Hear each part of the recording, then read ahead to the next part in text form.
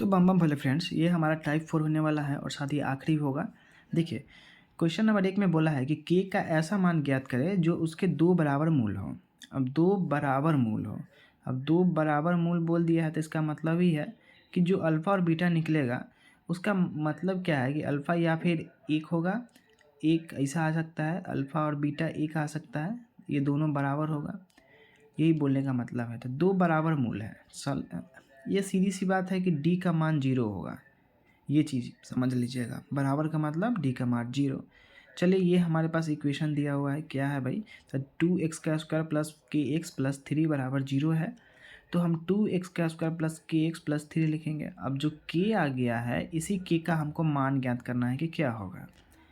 D बराबर 0 है। हम कैसे जाने?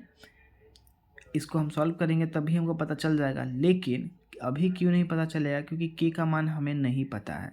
क्वेश्चन में हिंट दे दिया है कि दो बराबर मूल है, तो इस पॉइंट को पकड़ना पड़ेगा और डी बराबर 0 आपको देना पड़ेगा। बस छोटा सा यही काम है। तो डी बराबर 0 किए तो डी का वैल्यू लिख दीजिए, बी का स्क्वायर माइनस 4ac। अब बराबर में 0 है तो 0 लिख दीजिए। अब बी के जगह पर के का स्क्वायर, क्योंकि के ही दिया हुआ है, यहाँ से देख सकते हैं ये हमारा ए हो गया, ये बी हो गया, ये सी हो गया। तो के का स्क्वायर माइनस 4 × 2 × सी हो गया। अब बराबर में 0 दिए तो के का स्क्वायर और बराबर, देखिए 4 दूना 8, 8 3 24 आया। बराबर के इस तरफ जाएगा तो ये माइनस चेंज होकर प्लस में बदल जाएगा। के का स्क्वायर है तो ये जब हम स्क्वायर हटाएंगे तो इसके ऊपर रूट चढ़ जाएगा, तो के बराबर √24 आ गया। के का मान जब लिखेंगे तो प्लस माइनस 2√6 आ जाएगा। इसको फाइंड आउट कीजिएगा तो आपको पता चल जाएगा। कैसे चलेगा अभी हम बता देते हैं। देखिए, 24 है, 2 से तोड़िए 12, 2 से तोड़िए 6, 2 से तोड़िए कितना आएगा? 3 दूना 6। देखिए, ये जो 2 है, इस 2 को अगर सेम आ जाए, जैसे कि 2 और 2 ये सेम आ रहा है, 2 बार आ रहा है, तो इसका मतलब ये रूट के बाहर आ गया। अब ये 2 अकेला है, ये 3 अकेला है, तो ये दोनों जो है ना रूट के अंदर आ गया। 2 गुने 3 और 2 तो बाहर ही रहेगा, तो 3 दूना 6 कर दीजिए, 2√6। इस प्रकार से ये चीज़ें पहले ही आपकी सीखने लायक है। कम से कम आपको 6th 5th क्लास में ही सीखना पड़ता है ये कैसे गुणनखंड ज्ञात किया जाता है। हिंट्स हमने आपको दिया है यहाँ पे, तो कोशिश करें इस चीज़ को। देखिए, के जो है हमारे पास प्लस माइनस 2√6 आ गया, आंसर आ गया इस प्रकार से। या फिर हम डायरेक्ट क्या कर सकते थे, डी बराबर बी का स्क्वायर माइनस 4ac, के का स्क्वायर माइनस 2 × t और के का स्क्वायर माइनस 24 होता है। तो डी बराबर हम यहाँ पे 0 पुट आउट करेंगे और 0 हम करके के का स्क्वायर माइनस 24 बराबर 0 करके के का मान यहाँ से भी निकाल लेंगे। तो हमने ये चीज़ें इसलिए की थी आपको कि ये आसान भाषा में आप निकाल सकते हैं। इस क्वेश्चन को देख करके दो बराबर मूल है तो डी बराबर 0 पुट कर दीजिए। देखते हैं दूसरा क्वेश्चन क्या है। दूसरा क्वेश्चन है, थोड़ा सा डिफ़िकल्ट ज़रूर होगा बट समझने में काफ़ी आसान है और कोशिश कीजिए कि अगर सीख जाए तो काफ़ी आपके लिए ये हेल्पफुल होगा, क्योंकि ये क्वेश्चन कभी कभार पूछ दिया जाता है और पूछा जाएगा तो कम से कम 3 से 5 नंबर के क्वेश्चन में। 3 वर्ष पूर्व रहमान की आयु का व्युत्क्रम और अब से 5 वर्ष बाद आयु के व्युत्क्रम का योग 1/3 है, तो उसकी वर्तमान आयु ज्ञात करना है। ये क्वेश्चन जितना भारी लग रहा है उतना भारी है नहीं, देखने में इतना लग रहा है, बट आप फाइंड आउट कर लीजिएगा। देखिए कैसे, पूर्व लिखा हुआ है तो इसका मतलब मानिएगा कि निगेटिव है, मतलब माइनस करना है। बाद में लिखा हुआ है इतना का मतलब पॉजिटिव करना है। व्युत्क्रम का मतलब कि इसको पलट दीजिए, 1 कुछ संख्या कर दीजिए। कैसे, देखिए बताते हैं एग्जाम्पल के तौर पे। मान लीजिए 2 है, 2 का व्युत्क्रम निकालना है तो क्या कीजिएगा, 1/2 कीजिएगा। मान लीजिए कि -√3 है, इसका व्युत्क्रम निकालना है, क्या कीजिएगा, तो 1/-√3 कर दीजिएगा। बस 1 नीचे कर देना है और कुछ नहीं करना, उल्टा कर दीजिए, तो यही व्युत्क्रम हो गया। आगे बढ़िए। मान लेते हैं कि रहमान की जो वर्तमान आयु है वो x है। अब हम x क्यों माने, क्वेश्चन में नहीं दिया हुआ, इतना सारा उम्र है। बोल रहा है कि 3 वर्ष पूर्व रहमान की आयु का व्युत्क्रम और अब से 5 वर्ष बाद आयु के व्युत्क्रम का योग 1/3 है, तो उसकी वर्तमान आयु बोल रहा है ना, वर्तमान आयु। तो हमें तो पता नहीं है वर्तमान आयु क्या है, क्योंकि ज्ञात करना है। तो इसीलिए हम क्या करेंगे यहाँ से कि रहमान के वर्तमान आयु को हम x मान लिए हैं। आगे बढ़ते हैं। 3 वर्ष पूर्व, पूर्व का मतलब अभी तुरंत बताए हैं, क्या बताए हैं, माइनस करना है। तो जो मेरे पास अभी वर्तमान है उसमें से हम माइनस कर देते हैं 3 को। 5 वर्ष बाद आयु, अभी हमने बताया है कि बाद बोलेगा तो इसका मतलब प्लस कर देना, यानी कि पॉजिटिव करना है, तो x + 5 लिखना है। व्युत्क्रम का योग। अभी हमने आपको बताया व्युत्क्रम का मतलब क्या होता है कि आप संख्या को पलट दीजिए, ऊपर से नीचे कर दीजिए। तो हमारे पास x-3 है, तो x-3 को 1/x-3 करेंगे। चूँकि ये जोग बोल रहा है तो जोग का मतलब होता है जोड़, जोड़ दिए। अब 1/x/5 कर देंगे x+5। एक चीज़ और दिया है योग, व्युत्क्रम का योग 1/3 दिए हुए हैं, तो इस योग की जगह पर 1/3 रखेंगे तो मेरे पास क्या आएगा 1/x-3 जोड़ 1/x+5 बराबर ये 1/3, जो हमने इस स्टेप में लिया है, देख सकते हैं। अब आगे बढ़िए, जैसे ही हम 1/x-3 प्लस 1/x+5 बराबर 1/3 करेंगे, अब देखिए यहाँ से क्या होता है। यहाँ पे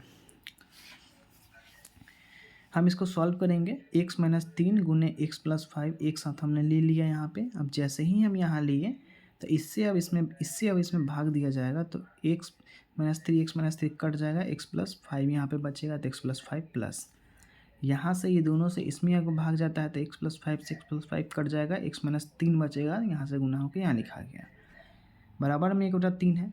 सबसे पहले तो इस सारे को सॉल्व कर लीजिए। तो x है, प्लस में x है और ये प्लस में x है तो 2x हो जाएगा, और ये देखिए प्लस में 5 है और माइनस में 3 है तो 2 बच जाएगा, तो 2x + 2 आ जाएगा बटा। अब देखिए x को x में कीजिए तो x² और -3 को पहले x को 5 में कर देते हैं, ऐसा भी कर सकते हैं। देखिए कैसे कि x और x को तो x² आ गया, -3 को अगर इससे करते हैं तो -3x और -3 को इसे करते हैं तो -15। अब देखिए एक मेरे पास बच रहा है कि 5 को x से करना है तो क्या आ जाएगा, तो 5x और वो भी प्लस में। तो देख सकते हैं -3x है, ये +5x है, तो -3 से +5 में आप घटाते हैं तो कितना 2x बचेगा प्लस में, तो x² + 2x -15 बच जाएगा यहाँ से। अब इसको ऊपर नीचे गुना भाग कर दीजिए, देखिए क्या होता है, इसको इससे गुना कीजिए, इसको इससे गुना कीजिए, दोनों समानांतर आ जाएंगे, एक दूसरे के बराबर आ जाएंगे क्योंकि बराबर का साइन आएगा। तो देखिए 2x + 2 को 3 से गुना कीजिए, 3 से दोनों में कीजिए, 3 दूना 6x, 3 से 2 में कीजिए, 3 दूना 6 बराबर।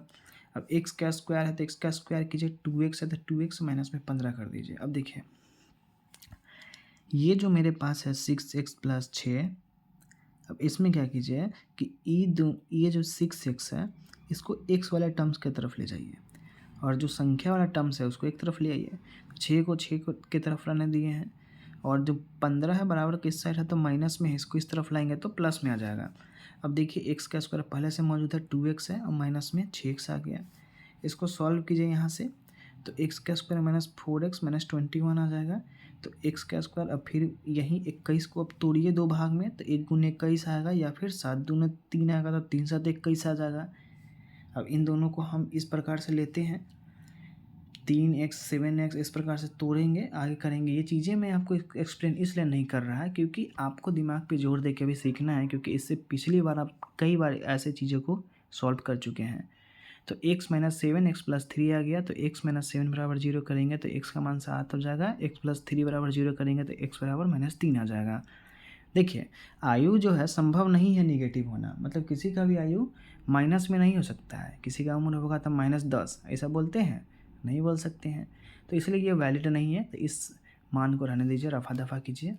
अब आगे देखिएगा रहमान की वर्तमान आयु, तो ये वाला मान लेंगे, वर्तमान आयु 5 वर्ष बाद, तो x दिया हुआ था, x में 5 जोड़ दीजिए 12 वर्ष हो जाएगा। रहमान की वर्तमान आयु क्वेश्चन में पूछ रहा है x, तो 7 वर्ष।